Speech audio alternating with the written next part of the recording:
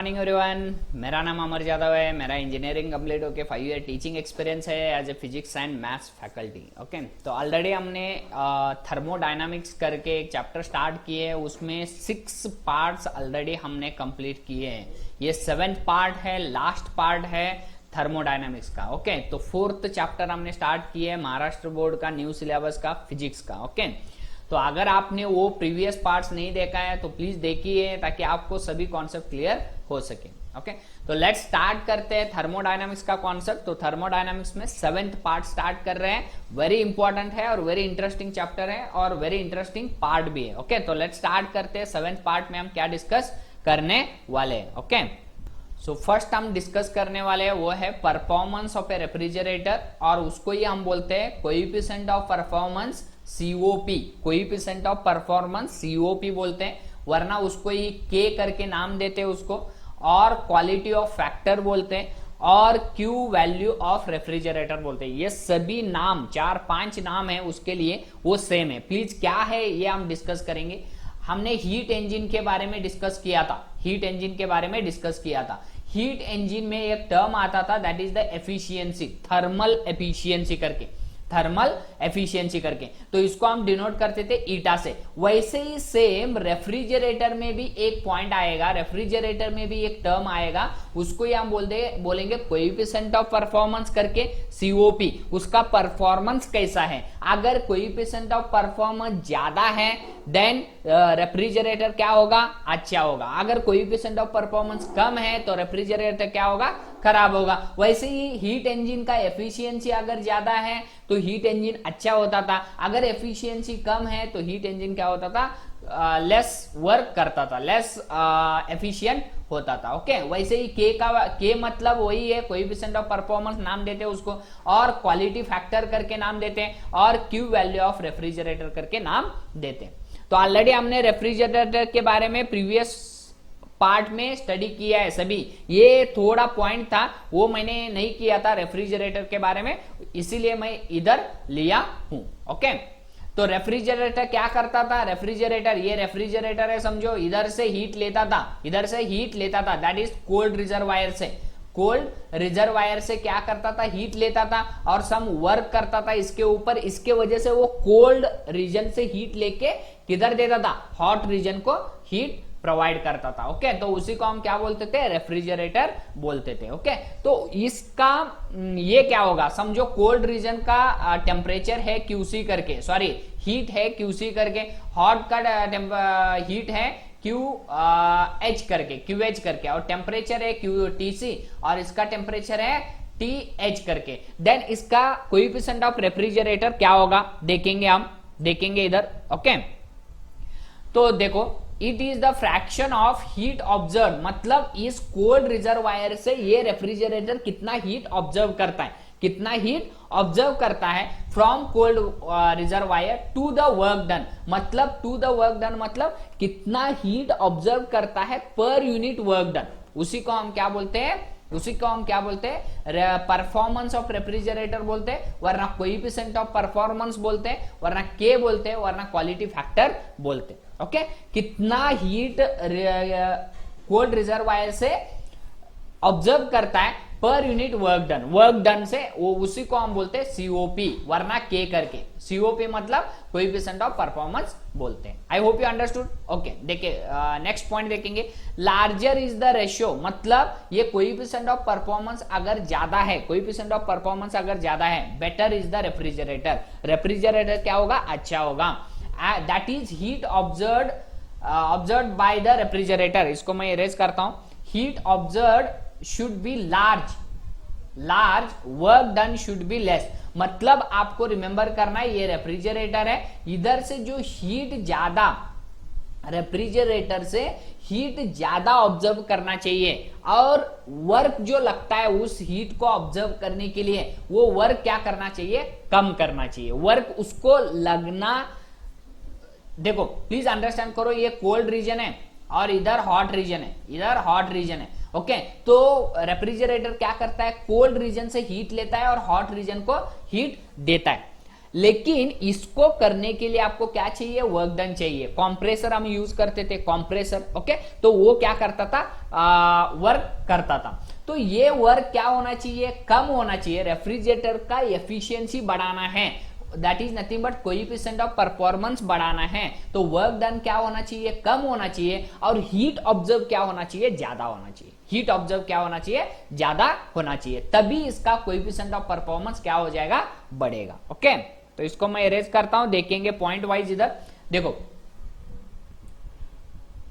देखो, तो W is equal to क्या हो जाएगा, QC माइनस QH होगा। मॉड हमने क्यों लिखा है, देखो प्लीज अंडरस्टैंड करो, मॉड क्यों लिखा है, ये रेफ्रिजरेटर है, अगर हीट अंदर आता है, हीट इधर से लेते हैं हम, हीट इधर से लेते हैं मतलब सिस्टम से हीट हम लेते हैं, सिस्टम से हम हीट लेते हैं मतलब क्या है, हीट बाहर जा रहा है, सिस्टम से बाहर जा रहा है। अगर ये रेफ्रिजरेटर है, समझो ये रेफ्रिजरेटर है, ओके, तो हीट क्या करेंगे हम, बाहर जाएंगे, that is nothing but QC heat क्या कर रहे हैं हम, इधर से ले रहे हैं, तो वो क्यूसी क्या हो जाएगा, क्यूसी क्या हो जाएगा, नेगेटिव हो जाएगा, क्यूसी क्या हो जाएगा, नेगेटिव हो जाएगा। I hope you understood. और इसको हम अगर हीट देते हैं तो क्या हो जाएगा, पॉजिटिव हो जाएगा। ओके, तो क्यूसी इधर नेगेटिव होता है, हीट रिलीज, हम रिलीज कर रहे हैं, हीट को भी रिलीज कर रहे हैं, ओके, तो उधर भी वो भी क्या हो जाएगा, QH भी क्या हो जाएगा, नेगेटिव हो जाएगा, QH भी क्या हो जाएगा, नेगेटिव हो जाएगा। इधर से हम हीट ले रहे हैं और बाहर दे रहे हैं, इधर से हम हीट ले रहे हैं और बाहर दे रहे हैं, दोनों क्या हो जाएंगे, नेगेटिव हो जाएंगे, दोनों क्यों क्या हो जाएंगे, नेगेटिव। हम सिस्टम को हीट नहीं दे रहे, सिस्टम को, दैट इज रेफ्रिजरेटर को हीट नहीं दे रहे, QC और QH दोनों क्या हो जाएंगे, नेगेटिव हो जाएंगे। ओके, तो इसके वजह से हमको रिलेशन करेक्ट होने के लिए हम इधर क्या यूज करते हैं, मॉड यूज करते हैं। ओके, मॉड यूज करते हैं, that is QC of mod minus QH of mod करके। तो K is nothing but coefficient of performance, mod is equal to QC मैंने बताया था, K इज इक्वल टू क्या था, QC, कितना हीट आप ऑब्जर्व करते हो per unit work done, per unit work done, उसी को हम क्या बोलते हैं, K बोलते हैं, that is mod of QC divided by mod of W हो जाएगा। तो ये W is equal to QC minus QH है, ये इधर रखो, QH mod of QC divided by mod of QC minus mod of QH हो जाएगा। तो ये हो जाएगा coefficient of performance of the refrigerator करके। Okay, I hope you understood coefficient of performance मतलब क्या है, और इसका हम मॉड में क्यों लिखते हैं, क्योंकि ये दोनों नेगेटिव है। आपको कॉन्सेप्ट अंडरस्टैंड करने के लिए ये मॉड में रखा है, ओनली उतना ही मॉड में आपको रखना है। क्यों, क्योंकि ये दोनों नेगेटिव होते हैं, इसके वजह से आपको इक्वेशन करेक्ट करने के लिए उसको मॉड में रखते हैं। Okay, third one, K is the dimensionless number, K is the dimensionless number, क्यों, क्योंकि ये QC भी हीट है और ये QC माइनस QH भी हीट है, दोनों का डायमेंशन क्या आएगा, जूल ही आएगा, सॉरी SI यूनिट क्या आएगा, जूल, और नीचे भी जूल आएगा, तो दोनों कैंसिल हो जाएंगे, तो it is it doesn't have any SI unit, इसके वजह से ये डायमेंशनलेस भी नंबर होता है। For a typical house hold refrigerator K का वैल्यू रहता है 5, K का वैल्यू कितना रहता है फॉर रेफ्रिजरेटर के लिए, हमारे जो फ्रिज रहता है, हमारे घर में जो फ्रिज रहता है उसका हाउस होल्ड का रेफ्रिजरेटर कितना रहता है, दैट इज द वैल्यू कितना रहता है, 5 रहता है, नॉर्मली कितना रहता है, 5 रहता है। तो आपको अगर पूछे तो ये पॉइंट आपको लिखना है, ऑब्जेक्टिव टाइप क्वेश्चन में पूछ सकते हैं, हाउस होल्ड रेफ्रिजरेटर का कोएफिशिएंट ऑफ परफॉर्मेंस वरना K का वैल्यू कितना होता है, दैट इज नथिंग बट 5 होता है। तो ये था कोएफिशिएंट ऑफ परफॉर्मेंस मतलब एफिशिएंसी ऑफ द रेफ्रिजरेटर करके। ओके, तो इसको मैं इरेज करता हूं, देखेंगे नेक्स्ट पॉइंट। अब हम अंडरस्टैंड करेंगे क्या, air conditioner AC air conditioner. देखो फ्रिज उधर क्या करता था, वर्क कैसे करता है, देखो फ्रिज क्या करता था, इसके अंदर से जो QC that is the cold heat होता था, कोल्ड हीट कोल्ड रीजन से हॉट रीजन को देता था, हॉट रीजन को, ये हॉट रीजन है outside the fridge, outside the fridge क्या होता था, हॉट रीजन होता था, और कोल्ड रीजन से हीट लेके बाहर देता था। ओके, तो वो था रेफ्रिजरेटर। वैसे ही एयर कंडीशनर भी क्या करता है, एयर कंडीशनर भी क्या करता है, ये रूम है, समझो ये रूम है, रूम के बाहर एयर कंडीशनर रहता है, वो बॉक्स जैसा रहता है, डब्बा जैसा रहता है। ओके, एयर कंडीशनर AC देखा होगा आपने। ओके, तो ये क्या करता है, ये भी क्या करता है, इससे जो आपको कोल्ड करना रहता है, कोल्ड रीजन मतलब हमारा रूम को कोल्ड करना रहता है। AC का मेन काम क्या है, कोल्ड करना, रूम को कोल्ड करना। उस रूम को कोल्ड करने के लिए ये एसी क्या करता है, इधर से जो हीट रहता है, इधर से जो हीट रहता है कोल्ड रीजन से हीट क्या करता है, ये इधर लेता है और एटमॉस्फेरिक को देता है। सेम कॉन्सेप्ट, इधर रेफ्रिजरेटर में स्मॉल एरिया रहता है, स्मॉल सिस्टम रहता है, उससे हम हीट लेते हैं और बाहर देते हैं। लेकिन ये एरिया जो रहता है ये बहुत बड़ा एरिया रहता है, ओके, रूम का एरिया, रूम को एरिया आपको ठंडा करना है। अभी इधर क्या करते हैं, ओनली एक बॉक्स को ठंडा करते हैं, बहुत ज्यादा ठंडा करते हैं, लेकिन इधर आपको रूम को ठंडा रखना चाहिए। इसके वजह से इधर ये कोल्ड का रीजन रहता है, इधर से लेता है और एटमॉस्फेरिक को देता है। सेम प्रोसीजर, कुछ भी चेंजेस नहीं है, ओके। तो देखेंगे one by one point air conditioner के बारे में। Working of air conditioner and refrigerator is exactly similar, दोनों क्या करते हैं, सिमिलर वर्क करते हैं, okay. It differs from a refrigerator only in the volume of the chamber or room it cools down। देखो रेफ्रिजरेटर का जो सिस्टम रहता है, रेफ्रिजरेटर स्मॉल रहता है, ओके, तो छोटा वॉल्यूम रहता है, छोटा वॉल्यूम को हम कूल रखते हैं, ओके। लेकिन AC that is air conditioner का क्या रहता है, बड़ा वॉल्यूम रहता है, that is nothing but room, total room को हम क्या करते हैं, वरना एक बिल्डिंग को हम क्या करते हैं, कूलिंग करते हैं, ओके। तो only the volume of the chamber क्या रहता है, इसका बड़ा रहता है, that is the refrigerator, sorry air conditioner का वॉल्यूम ऑफ द चेंबर क्या रहता है, बड़ा रहता है। ये पॉइंट आपको रिमेंबर करना है, वही मेन डिफरेंस है। For an air conditioner the evaporator coils are inside the room. Evaporator coils ये किधर रहते हैं, हमारे रूम के अंदर रहते। इवेपोरेटर कॉइल्स देखो फ्रिज में जो इवेपोरेटर कॉइल रहते पीछे ऐसे रहता है, देखो इवेपोरेटर कॉइल्स ऐसे कॉइल्स रहते हैं, ओके, ऐसे ऐसे आए रहते हैं, वो ऐसे ऐसे आए रहते हैं, ओके। तो उनको हम बोलते हैं इवेपोरेटर कॉइल्स। ये रेफ्रिजरेटर के बाहर रहते इवेपोरेटर कॉइल, लेकिन इसमें एयर कंडीशनर में वो हमारे रूम के अंदर रहते हैं, ओके। तो ये एक मेन डिफरेंस है, inside the room and that is to be cool and the condenser is outside the room. Condenser मतलब वो बॉक्स, बड़ा बॉक्स रहता है बाहर, रूम के बाहर रहता है, ओके। कंडेंसर मतलब कॉम्प्रेसर, कॉम्प्रेस करता है, एयर को कॉम्प्रेस करता है, सॉरी हाँ, एयर को कॉम्प्रेस करता था, इसमें भी हम कॉम्प्रेस करते थे, किसमें, रेफ्रिजरेटर में। वैसे ही एयर कंडीशनर में भी क्या करता है, वो कॉम्प्रेस करता है, ओके। तो सेम पॉइंट, सेम कॉन्सेप्ट, लेकिन ये इवेपोरेटर कॉइल जो रहता है, ये इवेपोरेटर कॉइल जो रहता है द इनसाइड द रूम रहता है, किधर, एयर कंडीशनर में, लेकिन रेफ्रिजरेटर में इवेपोरेटर कॉइल जो रहता है आउटसाइड द रेफ्रिजरेटर रहता है। इतना ही, ये एक मेन डिफरेंस है, और वॉल्यूम का मेन सेकेंड डिफरेंस होगा, ओके।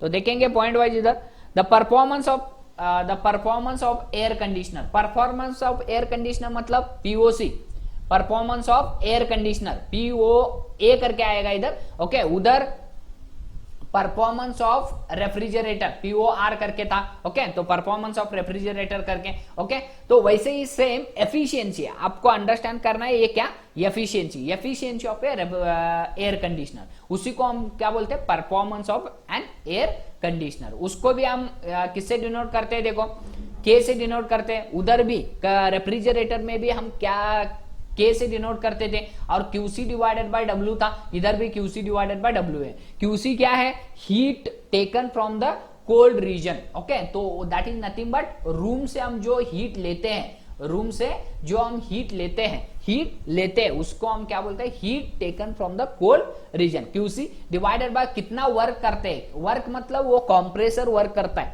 ओके। कॉम्प्रेसर के ऊपर हम वर्क करते हैं by giving the electricity, okay, that is nothing but W. तो क्यूसी क्या, हम ऐसे भी लिख सकते हो इसको, K is equal to QC per unit time divided by W per unit time. देखो QC heat per unit time क्या हो जाएगा, देखो heat, rate of heat absorb, rate मतलब हीट पर यूनिट टाइम को हम क्या बोलते हैं, रेट ऑब्जर्व बोलते हैं। रेट मतलब per unit time, that is heat observe per unit time, इसी को हम बोलते हैं QC upon T is equal to क्या हो जाएगा, एच टी हो जाएगा। इधर देखो पर यूनिट टाइम है, ये पर यूनिट टाइम मतलब पर सेकेंड में हम कितना हीट ऑब्जर्व कर रहे हैं, और पर सेकेंड में हम कितना वर्क कर रहे हैं, एंड वर्क पर यूनिट टाइम क्या है, दैट इज द पावर।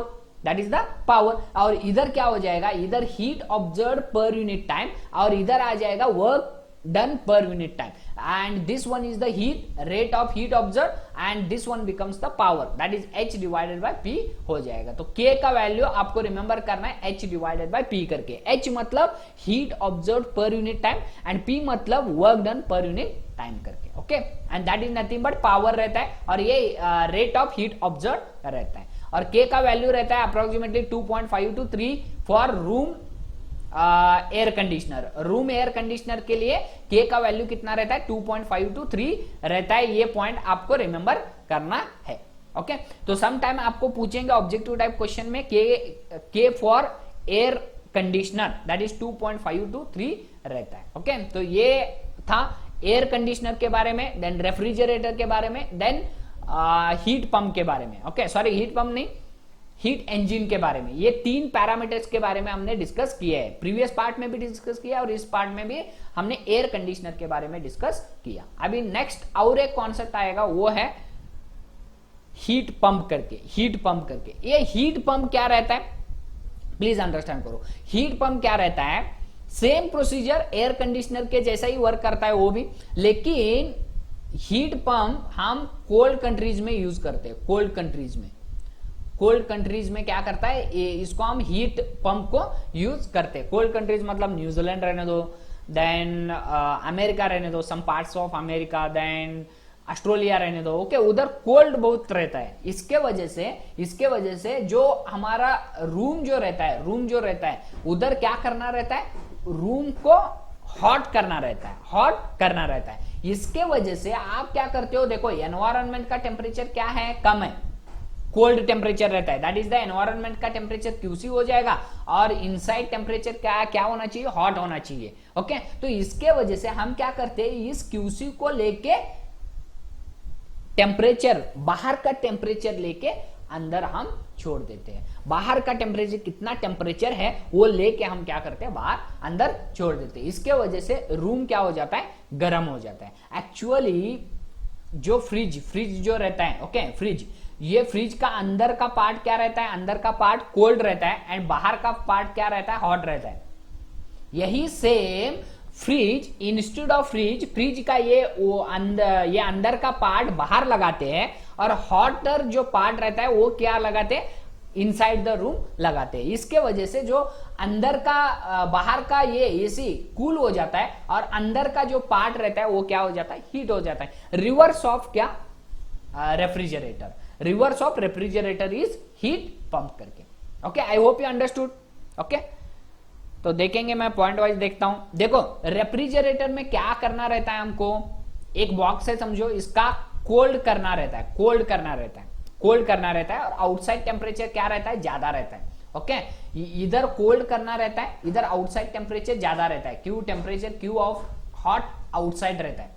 लेकिन हीट पंप में हम क्या करने रहते हैं, ये रूम है समझो, इसको हम गर्म करना रहता है, दैट इज नथिंग बट इधर हॉट करना रहता है, और इधर बाहर का टेम्परेचर जो रहता है वो कोल्ड रहता है, that is nothing but QC इधर रहता है और क्यूटी इधर आता है।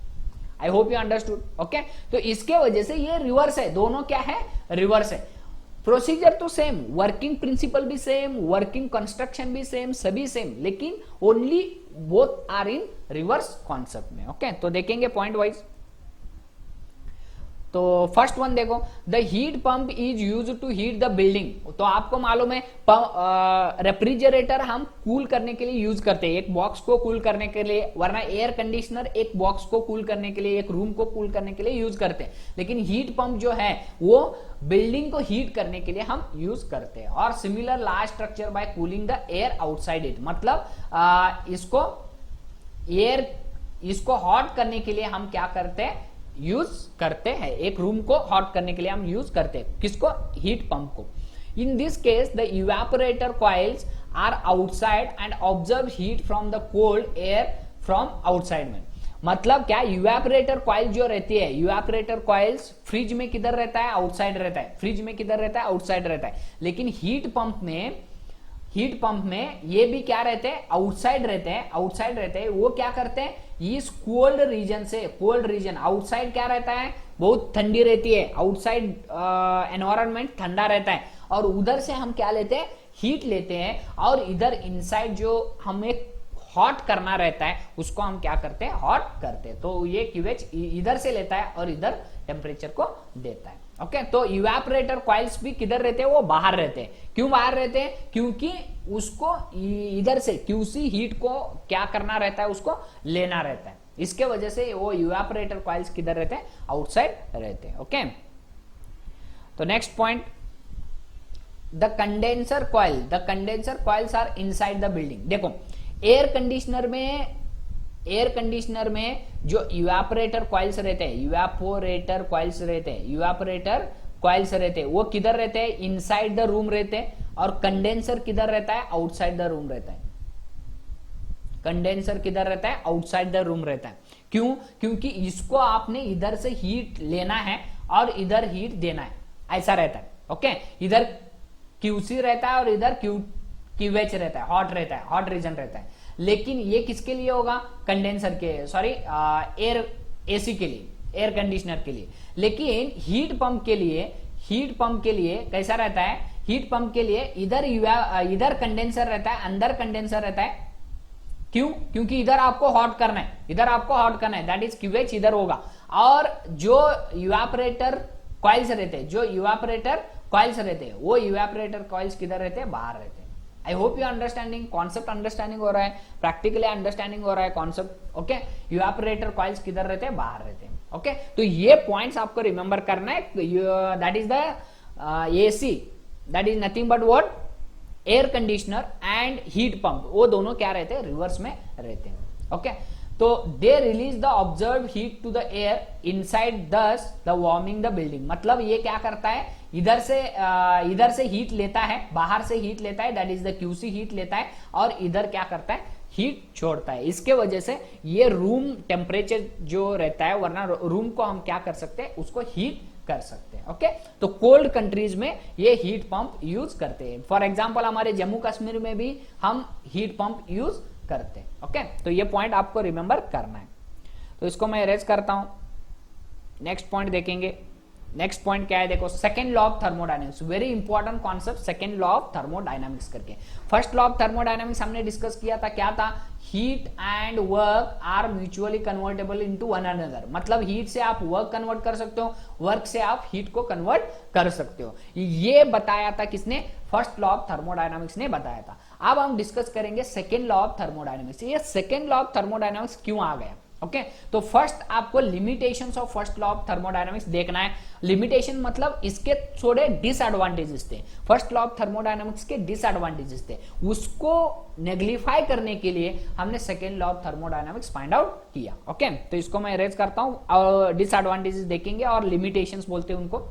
According to the first law of thermodynamics, heat may on its own flow from an object at higher temperature to one at a lower temperature, and it can also on its own flow from an object at lower temperature to at a higher temperature. इन्होंने बताया, first law of thermodynamics में बताया था कि अगर ये cold region है, समझो ये कोल्ड है, कोल्ड बॉडी है, और इधर हीट बॉडी है, तो इन्होंने बताया कि हीट ऑटोमेटिकली, मतलब ओन ये क्या करती है, कोल्ड बॉडी से हॉट बॉडी को भी जाती है, और automatically without any external work hot body से कोल्ड बॉडी को भी आती है, ऐसे इन्होंने बताया।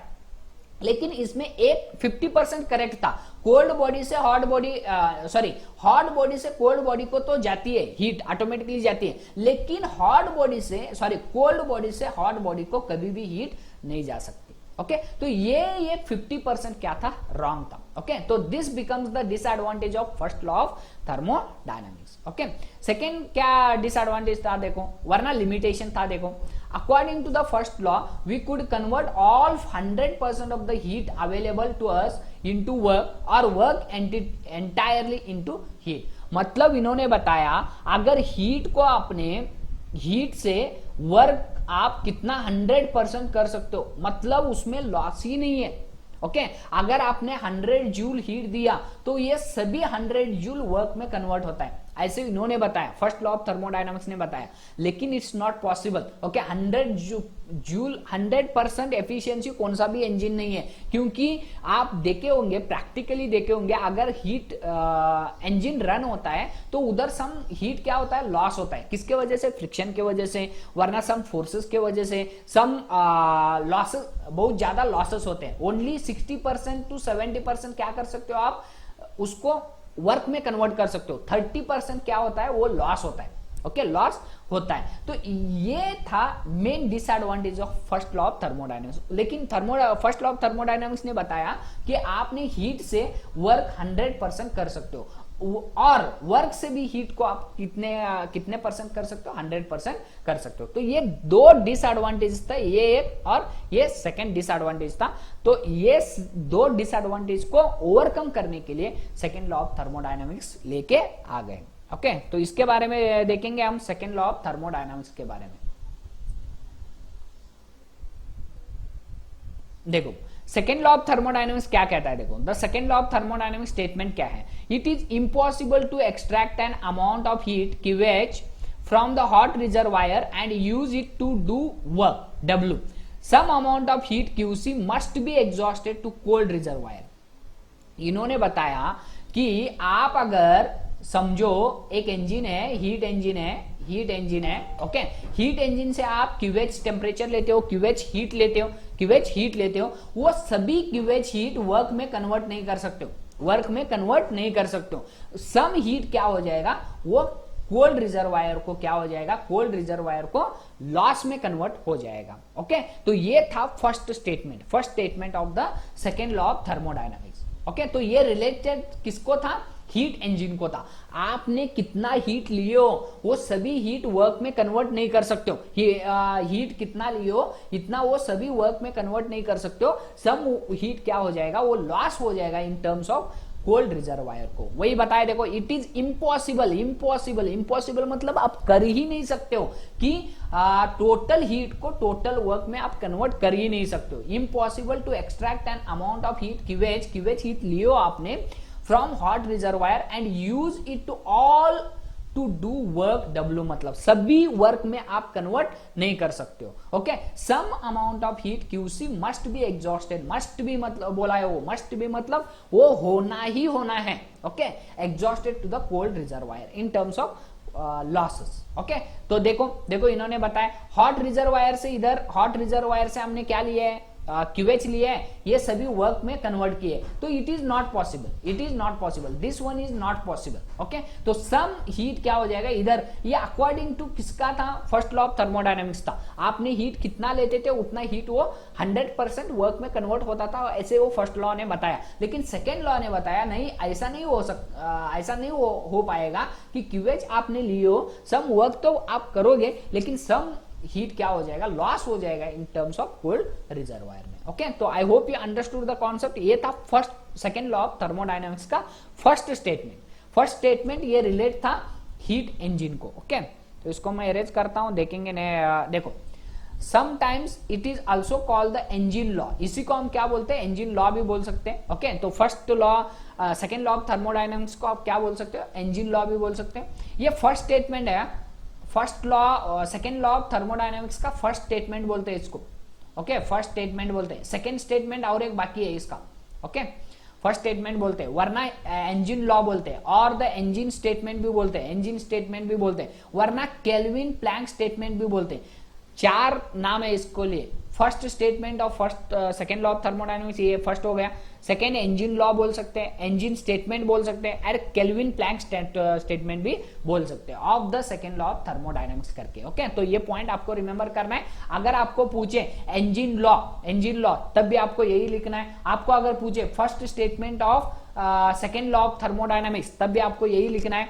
देन इंजन स्टेटमेंट पूछे तो यही लिखना है, और केल्विन प्लैंक स्टेटमेंट भी पूछे तो यही आपको लिखना है। ओके, तो इसको मैं इरेज करता हूं। नेक्स्ट पॉइंट देखेंगे, नेक्स्ट स्टेटमेंट देखेंगे, सेकेंड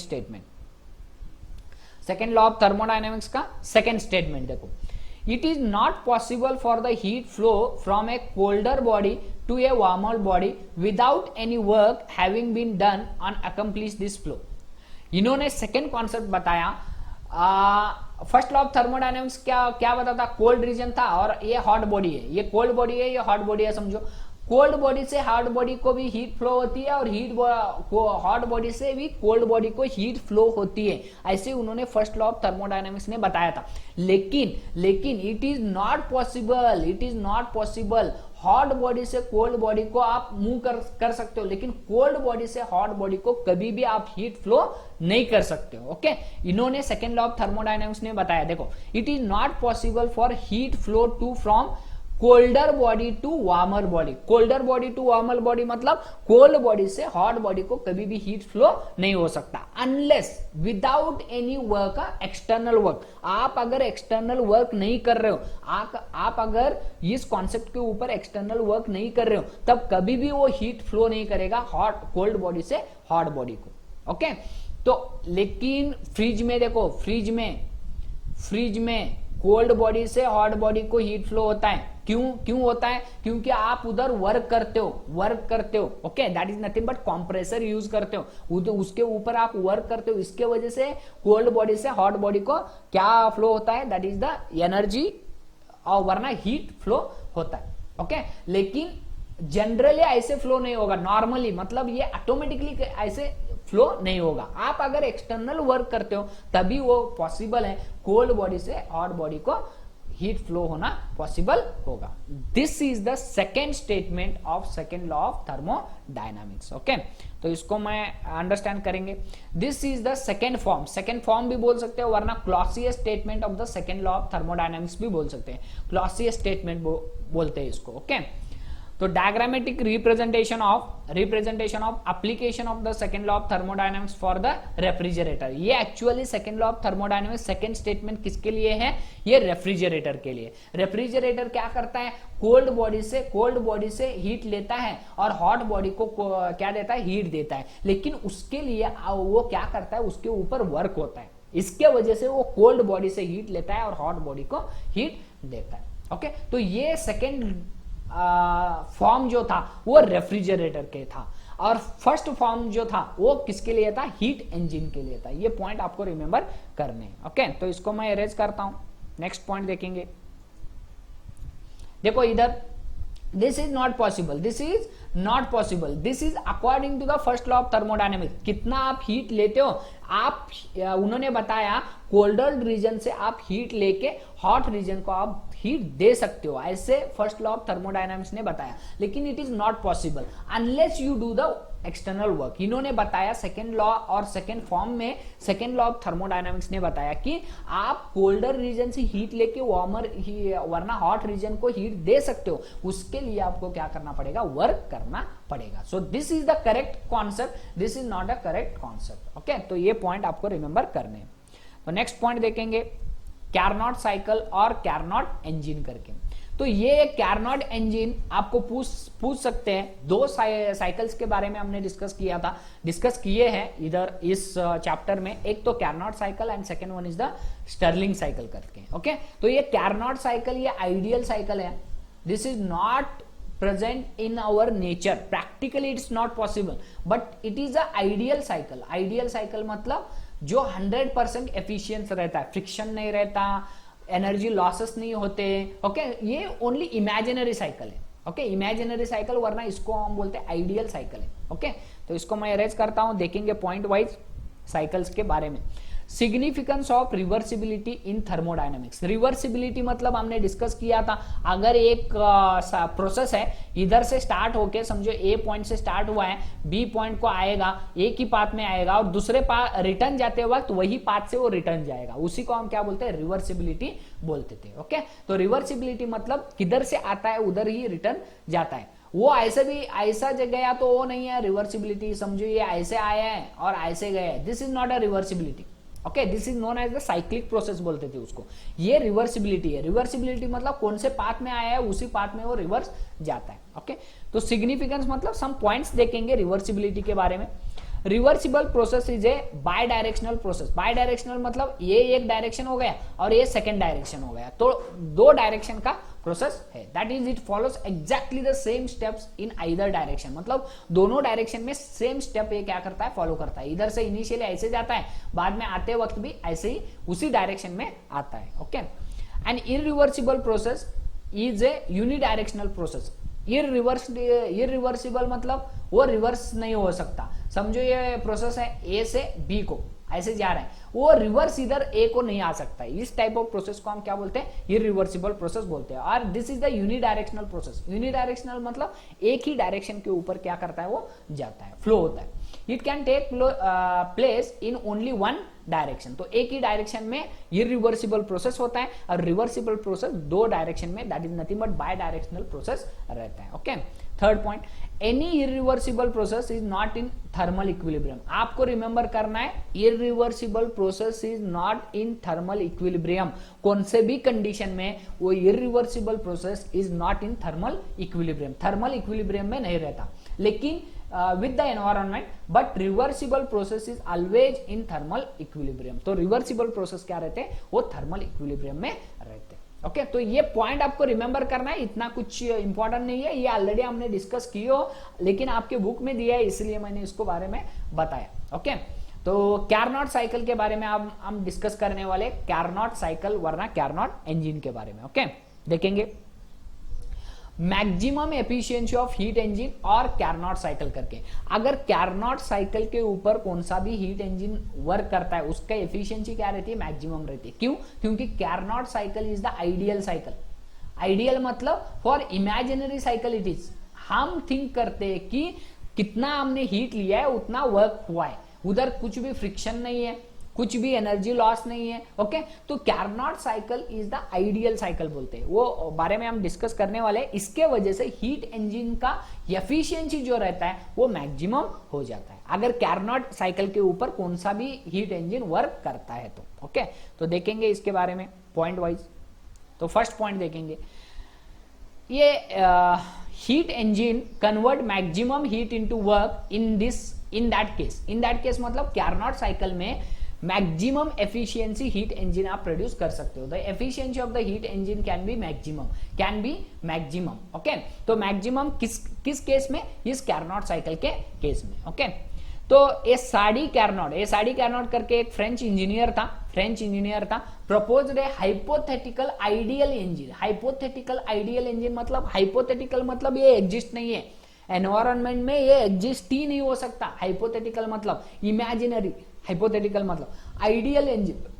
आइडियल मतलब there is no friction. Ideal gas करके हमने डिस्कस किया था। आइडियल गैस मतलब क्या, उसके अंदर फ्रिक्शन नहीं रहता, एनर्जी लॉस नहीं होती। ओके, तो इस टाइप ऑफ इंजन का कॉन्सेप्ट हम डिस्कस कर रहे हैं, which is practically impossible. Okay, which has the maximum efficiency, लेकिन एफिशिएंसी क्या होगी, उसकी मैक्सिमम होगी। Okay, in the Carnot engine there are basically two processes. कौन से प्रोसेसेस देखेंगे हम, इधर देखो, ये कैरनॉट इंजन है, ये P is the pressure on y axis के ऊपर and volume on the x axis के ऊपर। ओके, तो इधर दो अलग अलग, ये साइकिल है एक्चुअली, कैरनॉट साइकिल मतलब साइकिल है। इधर से स्टार्ट होगा और इधर एक प्रोसेस होगा, ये फर्स्ट प्रोसेस है, ये सेकेंड प्रोसेस है, थर्ड प्रोसेस है और ये फोर्थ प्रोसेस है। और ये कंप्लीट किधर ही होगा, ओरिजिनल पोजीशन में स्टार्ट हुआ था उधर ही वो आके वो रिटर्न आएगा। लेकिन this is not a reversible process.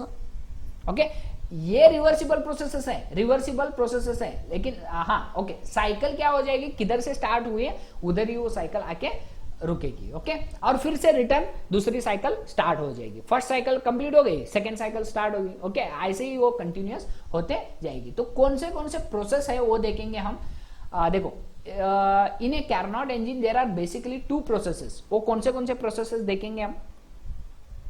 First one देखो, first one a, exchange of heat, step A to B and C to D। देखो, A to B and C to D, तो ये दो ऐसे प्रोसेसेस है, वो इधर क्या होता है, हीट एक्सचेंज होता है। हीट एक्सचेंज होता है मतलब एनवायरनमेंट से, ये एनवायरनमेंट है समझो, ये एनवायरनमेंट है समझो, इधर से सिस्टम में हीट आता है। ओके, किधर, A और B के प्रोसेस में। ओके, हीट अंदर आता है, हीट एक्सपांशन, आइसोथर्मल एक्सपांशन बोलते हैं। अगर हीट अंदर आता है तो ऑटोमेटिकली वो क्या हो जाएगा, वॉल्यूम इंक्रीज हो जाएगा, एक्सपांशन हो जाएगा। ओके, और इधर भी क्या करते हैं हम, हीट रिजेक्ट करते हैं, हीट रिजेक्ट करते हैं, heat rejected. Okay, heat observe, इस प्रोसेस में हीट क्या होता है, ऑब्जर्व होता है, और इस प्रोसेस में हीट क्या होता है, रिजेक्ट होता है, मतलब बाहर जाता है। ओके, तो इसको हम बोलते हैं आइसोथर्मल कंप्रेशन। उसके बारे में हम डिस्कस करेंगे वन बाय वन, लेकिन अब आप पॉइंट्स अंडरस्टैंड करो ओनली।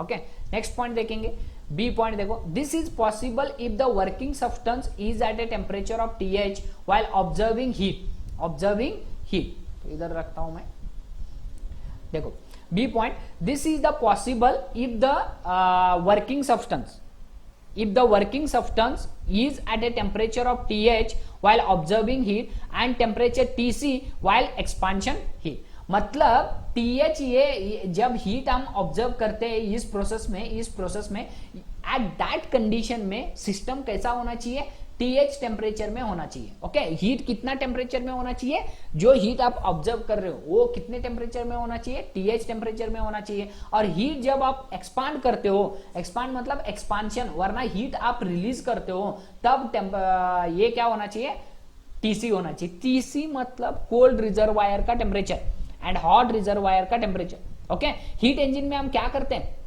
हीट इंजन में क्या करते हैं, ये हॉट रिजर्वायर है समझो, ये हीट इंजन है। ओके, हीट इंजन है, और ये कोल्ड रिजर्वायर है, कोल्ड रिजर्वायर है। ओके, कोल्ड रिजर्वायर है। तो हीट इंजन से हम क्या लेते हैं, हीट लेते हैं। Okay, that is nothing but temperature इसका कितना होना चाहिए, TH होना चाहिए।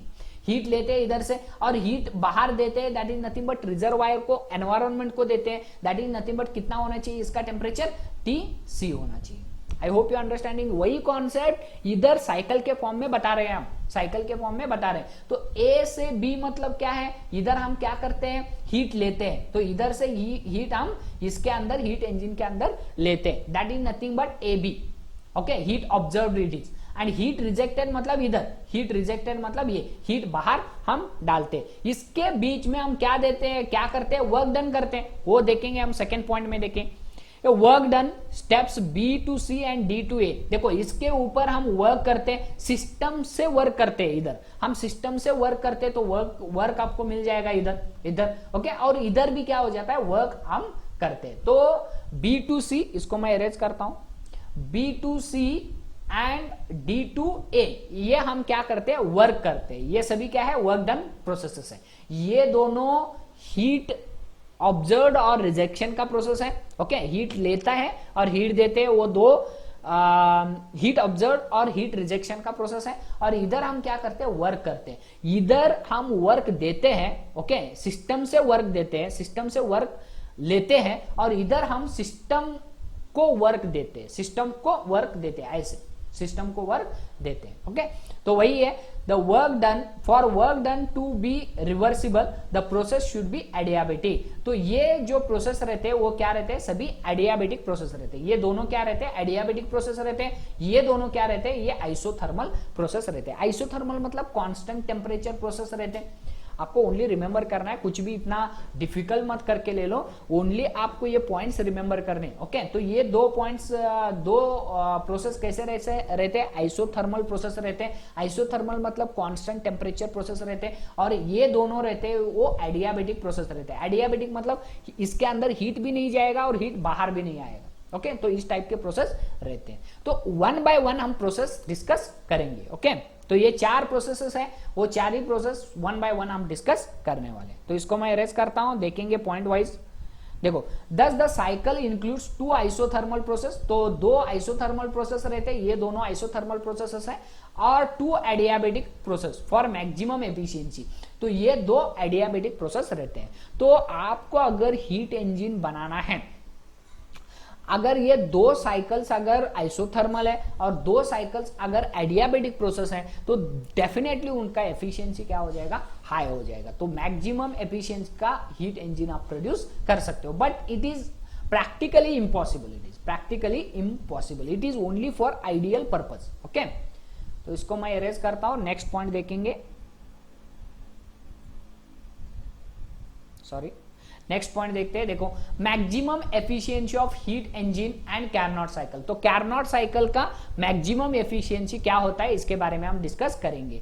तो by using the expression for work done during the adiabatic and N isothermal process. तो आइसोथर्मल प्रोसेस में तो हीट लेते हैं, हीट बाहर देते हैं, लेकिन इधर हम दो ही वर्क करते हैं, इसके वजह से वर्क लेते हैं और इसके ऊपर वर्क करते हैं इधर। ओके, तो वर्क डन डिवाइडेड बाय क्या है, heat supplied. Already heat engine का कॉन्सेप्ट हम डिस्कस कर रहे हैं, तो हीट इंजन का कॉन्सेप्ट ऑलरेडी हमने डिस्कस किया था। Work done divided by heat supplied. Work done कितना है, W है। हीट सप्लाइड मतलब हम किधर से हीट लेते हैं, that is the QH heat लेते हैं, दैट इज द, देखो ये हीट इंजन है, ये हीट इंजन है। आओ हम हीट किधर से लेते हैं, that is the QH heat, hot reservoir से लेते हैं और कोल्ड रिजर्वायर को देते हैं, कोल्ड रिजर्वायर को देते हैं। दैट इज QH कितना, W कितना होगा, QH माइनस QC होगा। ये ऑलरेडी हमने डिस्कस किया है। QH मतलब क्या, QH मतलब इतना आपने 100 जूल हीट लियो समझो, ओके, उसमें आपने कितना दियो, 70 जूल वर्क कियो और 30 जूल क्या हो जाएगा,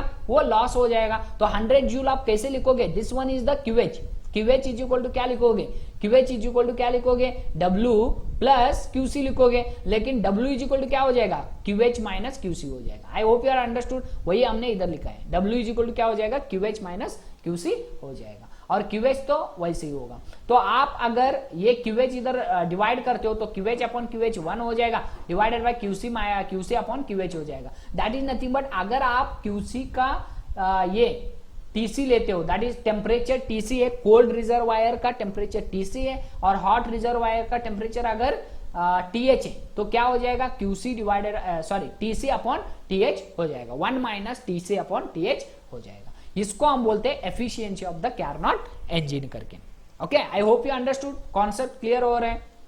ओके, तो देखो अगर एफिशिएंसी मैक्सिमम करना है, the heat engine for maximum efficiency the source temperature TH should be high and sink temperature TC should be less. मतलब क्या होना चाहिए, ये TC शुड बी लेस होना चाहिए, मतलब कोल्ड टेम्परेचर जो रहता है, कोल्ड का टेम्परेचर जो रहता है, मतलब मिनिमाइज ये लॉसेस है।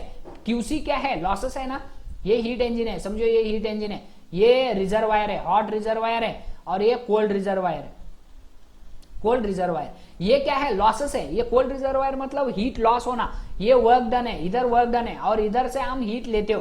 Okay, that is hot reservoir से हीट लेते हो। ओके, तो आपको अगर एफिशिएंसी बढ़ाना है, इधर ही लेता हूं मैं, एफिशिएंसी अगर बढ़ाना है, एफिशिएंसी अगर बढ़ाना है तो कोल्ड का जो लॉसेस जो रहते हैं that is nothing but TC, वरना TC कोल्ड टेम्परेचर वो क्या करना है, घटाना है, कम करना है, लॉसेस क्या करना है, कम करना है। वही मैंने इधर लिखा हूं देखो, एंड इसका जो टेम्परेचर ये TH जो रहता है, वो TH को क्या करना है, बढ़ाना है, TH को क्या करना है, बढ़ाना है। अगर ये TH बढ़ेगा और ये घटेगा तो ये टर्म क्या हो जाएगा, कम हो जाएगा, ये टर्म क्या हो जाएगा, कम हो जाएगा। वन से सम टर्म क्या होता है, कम से कम आप क्या करना है, इस टर्म को कम से कम करना है। इसको अगर कम करते हो तो डेफिनेटली एफिशिएंसी क्या हो जाएगी, बढ़ेगी। क्यों, क्योंकि 1 से आप सम टर्म क्या कर रहे हो, घटा रहे हो, कम से कम टर्म वो होना चाहिए।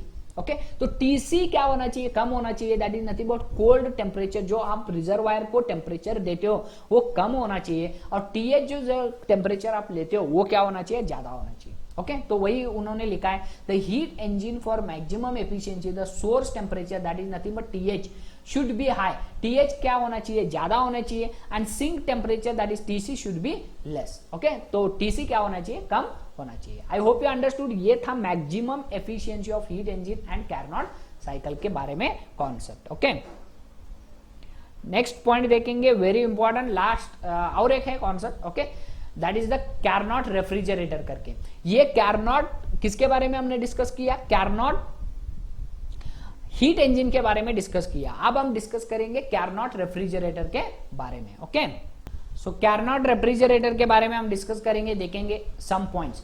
We know that the refrigerator is nothing but a heat engine. Refrigerator और हीट इंजन क्या है, सेम है, लेकिन ऑपरेटेड इन रिवर्स डायरेक्शन में, दोनों क्या करते हैं, रिवर्स डायरेक्शन में वर्क करते हैं। Okay, operated in the reverse direction, ये सिंपल कॉन्सेप्ट है, ऑलरेडी हमने बहुत बार डिस्कशन किए। Okay, second point, each step in the Carnot cycle is reversible, मतलब कैरनॉट साइकिल में जो स्टेप्स है, मतलब जो प्रोसेसेस है, ये प्रोसेसेस है, ये ओके, ये ऐसे प्रोसेसेस है, ये साइकिल है ना कैरनॉट साइकिल, वो सभी क्या है रिवर्सिबल है। मतलब एक बार साइकिल हो गई, समझो एक बार एक साइकिल हो गई, बाद में सेकेंड साइकिल वो रिटर्न स्टार्ट होती है, ओके, रिटर्न स्टार्ट होती है, ऐसे ही कंटिन्यूअसली क्या होता है, स्टार्टेबल रहता है। उसी के इसके वजह से वो कैरनॉट साइकिल को हम रिवर्सिबल बोलते हैं। The entire Carnot cycle is reversible, तो एंटायर साइकिल को हम क्या कर सकते हैं, रिवर्सिबल कर सकते हैं। If you operate the Carnot engine in the reverse direction we get the Carnot refrigerator. Refrigerator और हीट इंजन और रेफ्रिजरेटर ये दोनों क्या है,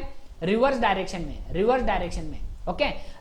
हीट इंजन क्या करता है, कोल्ड रिजर्वायर से, सॉरी हॉट रिजर्वायर है, समझो ये हॉट रिजर्वायर है, ये इंजन है, ओके, और ये कोल्ड रिजर्वायर है, ये कोल्ड रिजर्वायर, ओके। तो इधर से लेता है, हॉट रिजर्वायर से हीट लेता है, सम वर्क करता है, और किसको देता है, कोल्ड रिजर्वायर को एग्जॉस्ट करता है, मतलब हीट को एग्जॉस्ट करता है। ये हीट इंजन का कॉन्सेप्ट है।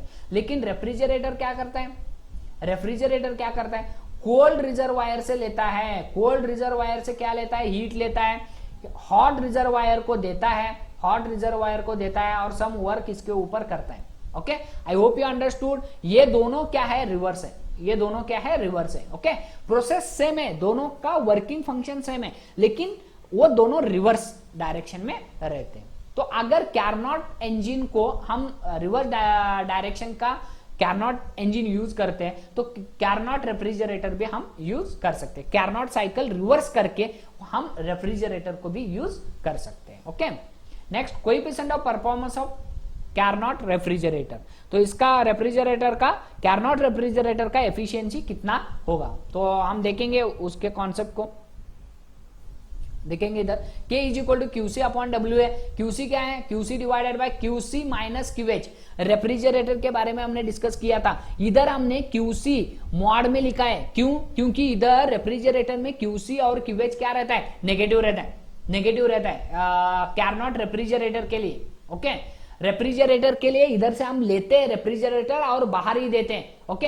हीट हम अंदर नहीं देते, इसके वजह से QC और QH दोनों क्या हो जाएंगे, नेगेटिव हो जाएंगे रेफ्रिजरेटर में, ओके। लेकिन हीट इंजन में हम क्या करते थे, हीट इंजन में हम हीट लेते थे, हीट इसको देते थे, हीट इंजन को हीट हम देते थे, okay, that is QH heat देते थे, बाद में वो QC हीट कन्वर्ट हो जाता था, ओके। लेकिन इधर से हम क्या करते हैं, रेफ्रिजरेटर से हम क्या करते थे, हीट लेते हैं और बाहर ही हीट देते हैं, हम बाहर ही हीट क्या करते हैं, एनवायरनमेंट को हीट देते हैं। लेकिन सिस्टम को आप कभी भी हीट नहीं देंगे, मतलब रेफ्रिजरेटर को हम हीट हीट नहीं देते, इसके वजह से वो दोनों क्या रहते हैं, नेगेटिव होते हैं, ओके। तो टू मेंटेन द इक्वेशन हमने क्या किया, इसको मॉड में लिखा, ओके, QC माइनस QH लिखा, वरना आप ऐसे भी लिख सकते हो QH माइनस QC। अगर QC ज्यादा है तो ये आप लिखोगे इक्वेशन, अगर QH ज्यादा है तो ये आप इक्वेशन लिख सकते हो, क्यों, क्योंकि हमने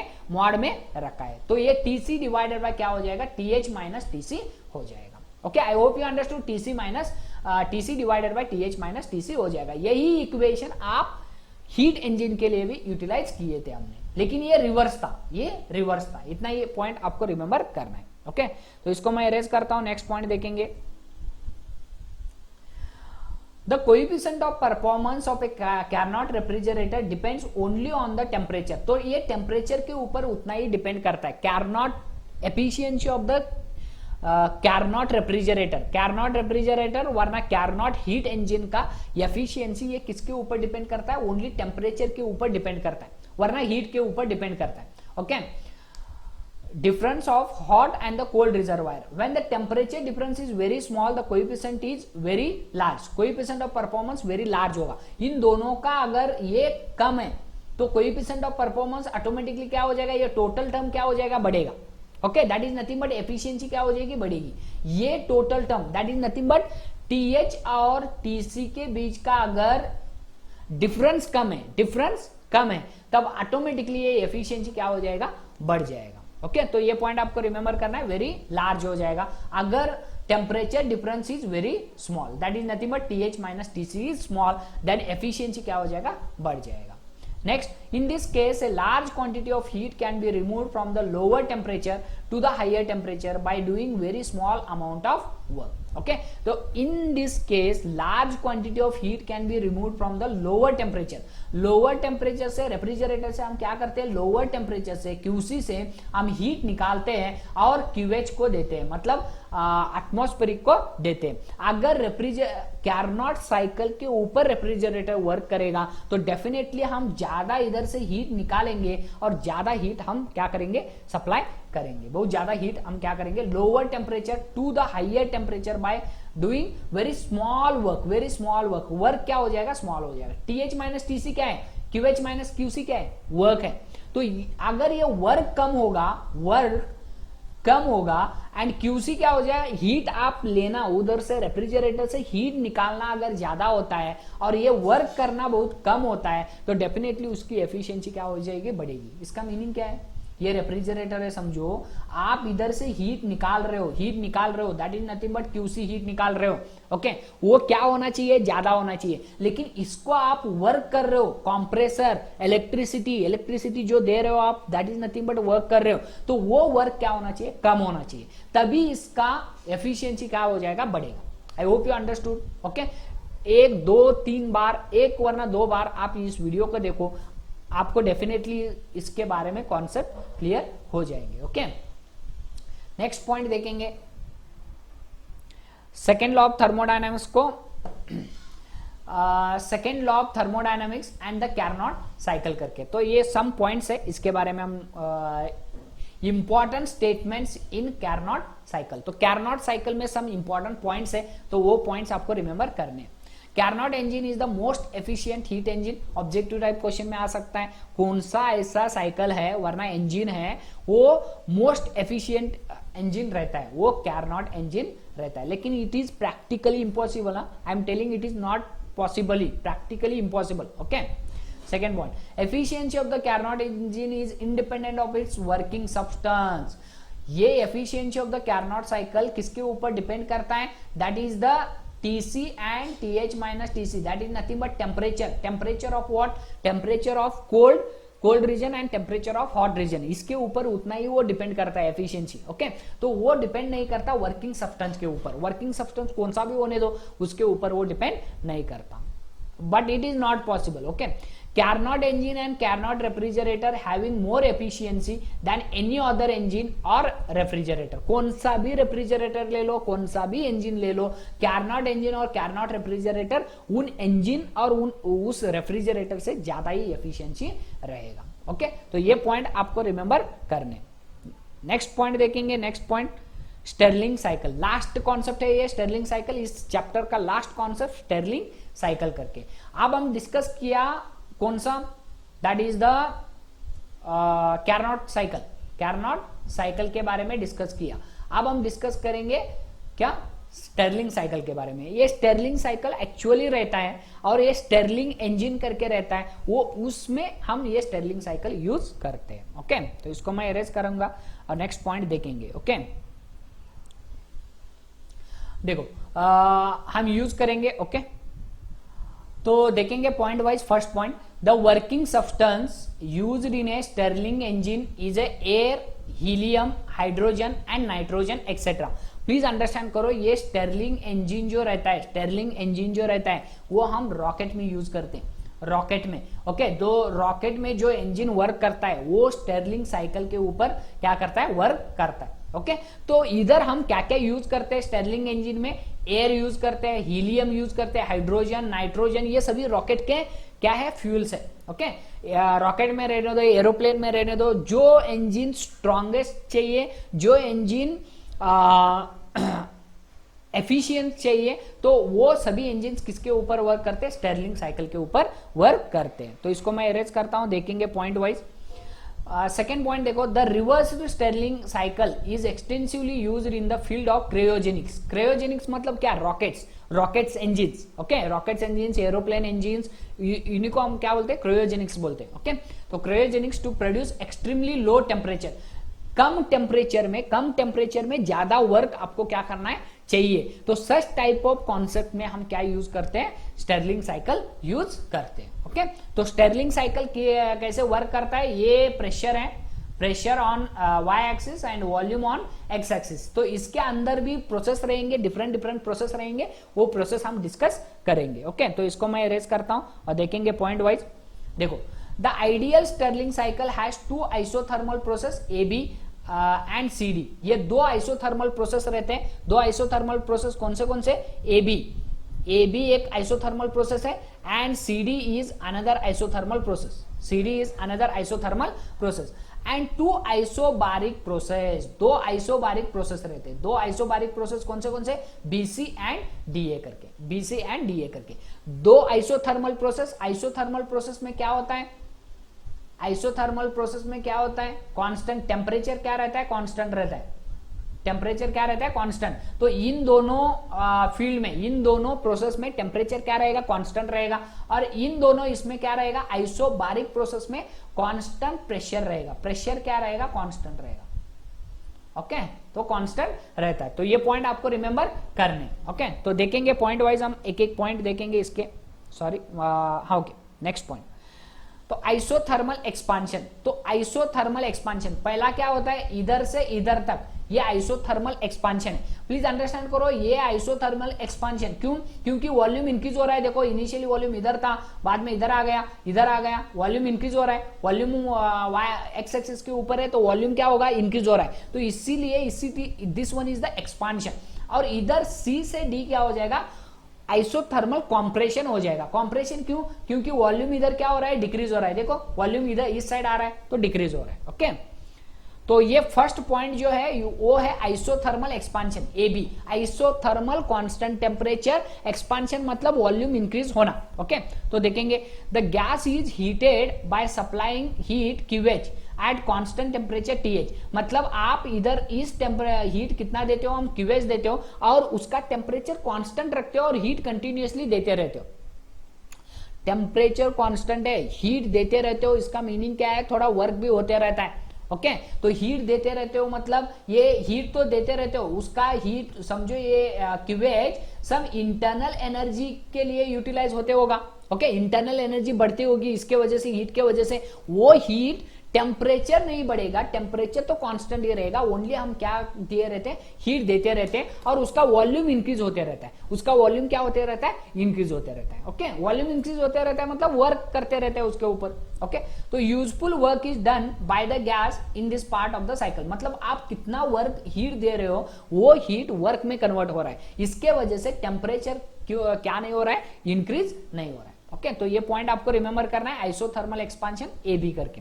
नेक्स्ट सेकंड आएगा आइसोखोरिक प्रोसेस। आइसोखोरिक सॉरी, ये खोरिक प्रोसेस है। खोरिक मतलब एक्चुअली वॉल्यूम कांस्टेंट रहता है, सॉरी वॉल्यूम कांस्टेंट रहता है। ओके, तो इधर ये दो प्रोसेस में वॉल्यूम कांस्टेंट है, प्रेशर कांस्टेंट नहीं। मैंने प्रीवियस कॉन्सेप्ट में प्रेशर कांस्टेंट बताया था, नहीं, प्रेशर कांस्टेंट नहीं, वॉल्यूम कांस्टेंट, बिकॉज ये एक्स एक्सिस के ऊपर क्या है, वॉल्यूम है, इसके वजह से वॉल्यूम क्या है, इधर कांस्टेंट है। ये दो प्रोसेस में वॉल्यूम क्या रहेगा, कांस्टेंट रहेगा। तो देखेंगे, part of heat observed, that is the QH, by the gas in the previous part of the cycle is released by the gas to the refrigerator।